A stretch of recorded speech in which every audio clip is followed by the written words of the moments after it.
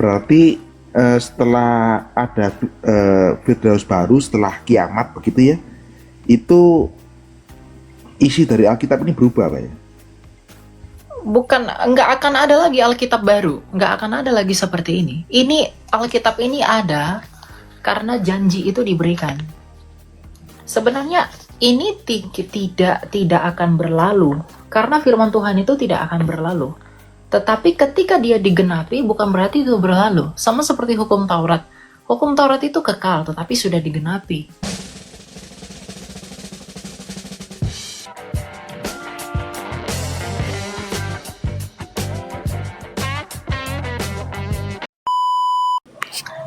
Ya silakan Pak, mau tanya apa Pak?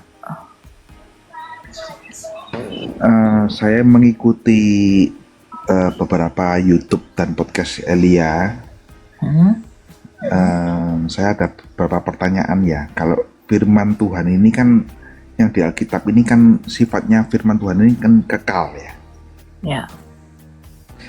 Tapi Elia mengatakan bahwa setelah ada Yerusalem baru itu kan bumi diciptakan seperti rencana awal Tuhan ya, bahwa tidak ada dosa dan segala macam.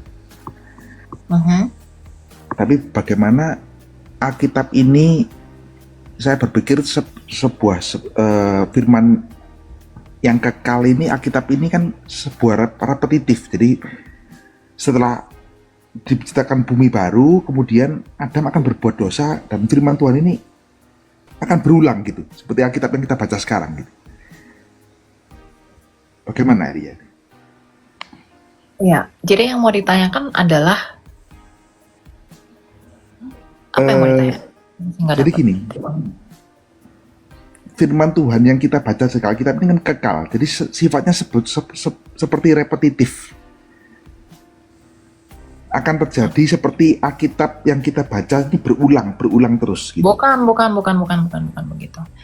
Apakah karena Tuhan menubuatkan penyaliban Tuhan Yesus, apakah berarti nubuatan itu akan berulang kali dia disalibkan? Tidak begitu, Pak. Firman itu kekal, itu merujuk kepada Yesus Kristus sebagai Sang Firman, dan dia itu kekal. Gitu. Kalau tulisan-tulisan dalam Alkitab ini yang diilhamkan oleh firman, gitu. Jadi bedakan firman dalam pengertian Sang Firman, yaitu Yesus Kristus sendiri, dan juga rema dari firman itu. Nah, yang di dalam Alkitab ini, di dalam 2 Timotius 3 ayat 16 itu dikatakan rema dari firman itu. Jadi apa yang dikehendaki firman yang kekal itu terjadi, maka dicatatkan dalam kitab suci. Apa yang dikehendaki oleh Sang Firman itu untuk dinubuatkan akan dicatat dalam kitab suci ini. Jadi bukan tulisan-tulisannya yang kekal, tetapi firman, sumber dari grafe ini, sumber dari tulisan ini yang kekal, gitu.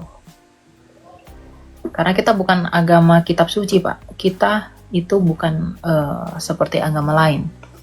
Yang kitab sucinya bisa ngomong, yang kitab sucinya bisa ini, enggak begitu, ya. Jadi firman di situ adalah Kristus sendiri, karena dia adalah Sang Firman, Yohanes 1 ayat 1, Yohanes 1 ayat 14. Firman hidup 1 Yohanes 1 juga ayat 1 ya. Gitu ya Pak. Jadi bukan tulisannya, tapi firmannya, Sang Firman yang memberikan rema sehingga rema itu ditulis. Gitu. Gitu ya. Pak siapa namanya? City Living. Berarti setelah ada Firdaus baru setelah kiamat begitu ya, itu isi dari Alkitab ini berubah Pak ya? Bukan, nggak akan ada lagi Alkitab baru, nggak akan ada lagi seperti ini. Ini Alkitab ini ada karena janji itu diberikan. Sebenarnya ini tidak akan berlalu karena firman Tuhan itu tidak akan berlalu. Tetapi ketika dia digenapi bukan berarti itu berlalu. Sama seperti hukum Taurat. Hukum Taurat itu kekal tetapi sudah digenapi dalam kekekalan. Nah, yang ditulis dalam Alkitab ini pun kekal. Tapi kan yang kekal itu apanya dulu? Esensinya kah atau terjadinya? Anda harus bisa bedakan itu. Terjadinya tidak kekal, tetapi penggenapannya kekal. Karena digenapi oleh Dia yang kekal. Misalnya penyalipan. Tuhan menjanjikan keturunan perempuan yang akan menjadi Mesias. Itu janji yang kekal. Ya, tetapi terjadinya apakah kekal? Peristiwa eksekusinya kan tidak. Tetapi dampak dari janji itu kekal. Makanya kita bisa mendapatkan hidup yang kekal karena janji itu kekal. Datang dari Dia yang kekal. Jadi ya jangan dibilang tidak harus berulang-ulang direpetisi, bukan. Justru karena kekekalan penggenapan itulah kita dapat menerima hasil dari penggenapan itu, yaitu janji yang baru, pembenaran di dalam iman. Gitu.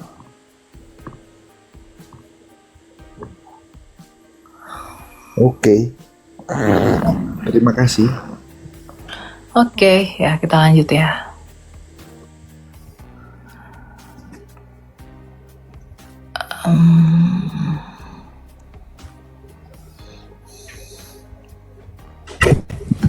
Silakan Ana, selamat malam. Malam Kak.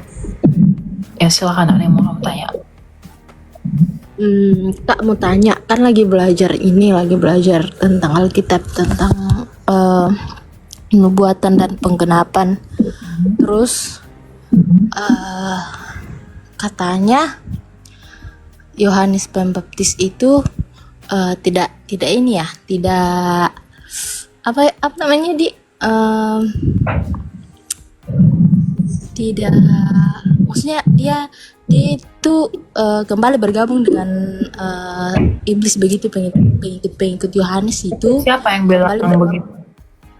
Saya lagi belajar ini Kak, makanya kayak bingung begitu, kayak perasaan Yohanes Pembaptis ini membaptis Tuhan, bagaimana mungkin Yohanes Pembaptis dikatakan bahwa dia kembali bergabung dengan setan begitu Kak? Siapa yang mengatakan dia bergabung dengan setan? Yang bilang Yohanes Pembaptis bergabung dengan setan tuh siapa? Ada satu pendeta dari luar negeri Kak, karena saya lagi Dia belajar itu ini. sesat. Dia sesat. Yang bilang Yohanes Pembaptis bergabung dengan setan, dia sesat. Karena Yohanes Pembaptis itu pembuka jalan bagi Mesias. Bagaimana mungkin dia sesat? Makanya, Ya meskipun memang saya dengar dulu. Meskipun kita bisa melihat bahwa Yohanes Pembaptis ketika dia ditahan, dia masih menanyakan di dalam imannya, benar nggak sih Yesus yang kubaptis itu adalah Mesias, sebelum pada akhirnya dia dipenggal. Ya, tapi kan Tuhan Yesus berkata, orang sakit disembuhkan, banyak mujizat terjadi, sampaikanlah itu kepada Yohanes Pembaptis. Dan pada akhirnya dia percaya. Gitu loh. Jadi kalau dibilang bergabung dengan setan itu narasi liar pendeta. Itu pendeta apa itu? Gitu ya. Jadi enggak ada. karena terus mau tanya lagi dong Kak, Ya, silakan. tentang ini Kak, kayak kurang mengerti apa itu 7 bintang dan 7 kaki Dian. 7 bintang di 7 bintang dan 7 kaki Dian. itu ayatnya di mana? Berapa itu? Coba Kak, saya lihat dulu di buku catatan saya.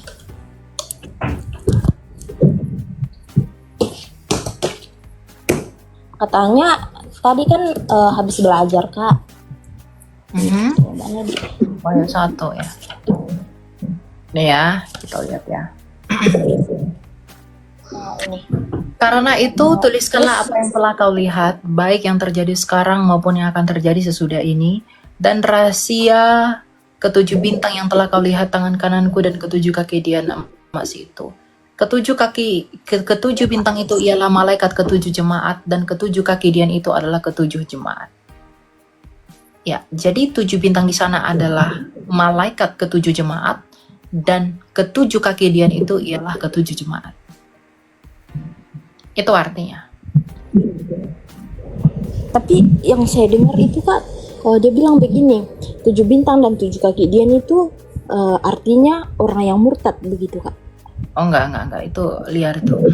Di situ kan ayatnya udah dikasih tahu. Tafsirnya kan udah dikasih tahu di situ. Dan di ayat 20, dan rahasia ketujuh bintang yang telah kau lihat pada tangan kananku dan ketujuh kaki dian emas itu.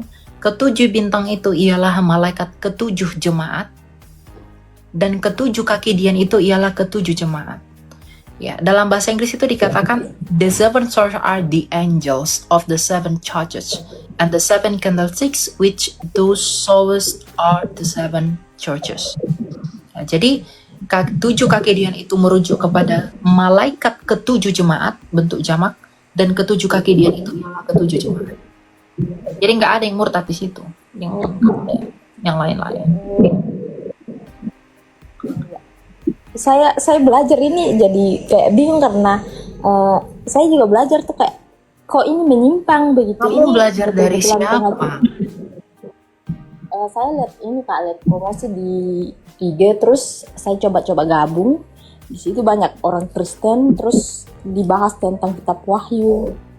Disitulah. Jangan Pokoknya sembarangan bergabung dengan yang begitu. Kamu harus lihat dasar pengajarannya apa. Ya kalau yang mana ada 7 bintang itu 7 murtad itu, bintang itu selalu identik dengan simbol malaikat.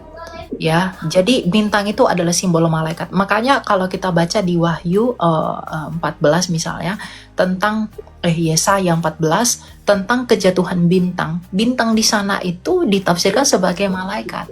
Makanya dikatakan bintang timur itu merujuk kepada malaikat. Ya. Jadi jangan 7 malaikat 7 bintang lalu ditafsirkan menjadi murtad, itu nggak ada hubungannya. Bahkan misalnya di Wahyu, naga itu menyeret sepertiga bintang. Nah, naga itu menyeret sepertiga bintang itu merujuk kepada iblis yang memberontak itu menyeret sepertiga malaikat untuk mengikut dia dan pada akhirnya jatuh ke bumi ini.